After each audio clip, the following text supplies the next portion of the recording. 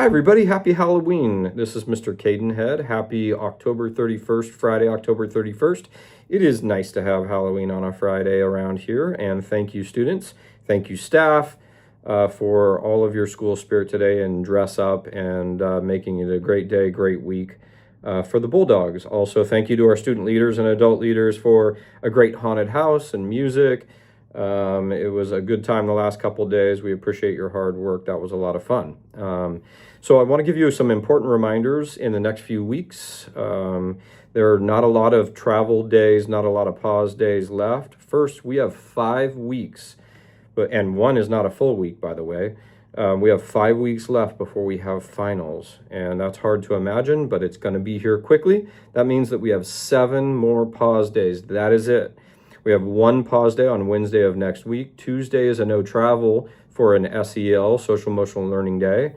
And so you have 1 pause day next week. The following week, we have Veterans Day, no school on Tuesday, November 11th, which is a little bit odd. So yes, school on Monday, no school on Tuesday. That means Mondays 1 through 6, Wednesdays 1 through 6, no block day, no pause day that week. Okay, and that's another reason that we don't have more pause days for these last few weeks. And then before long, we're into Thanksgiving break, and then we come back and we have 2 weeks, and then we have finals. So plan accordingly, backward map on your final. You should also be asking your teachers, and your teacher should be discussing with you the format of your final, so you know what it's going to look like, the value of your final to your grade, how you should study for that final, if there's a lot of recall, if it is an essay, if it's a project, a presentation, etc. How do you prepare and study for that? Also want to remind you that you should be reviewing your learning targets that your teachers have given you all along, as those are one of the best ways to map the information that you're responsible for on a comprehensive final, like you will have coming up soon. But you should expect teachers to be discussing these things with you very soon. Some of them in our teams will be reaching out to share that information with parents as well. Don't forget to study your academic vocabulary. If you don't know the language of the discipline, it is really hard to do well on the finals and do well on the exam. So make sure that you've got your flashcards, you're studying your academic vocabulary that you've pulled from your learning targets given to you in all of your classes, okay? So plan ahead, think hard about the schedule coming up. Everything should be on the website for you guys, including our final schedule in December, and we'll be sending that out very soon to share with you guys.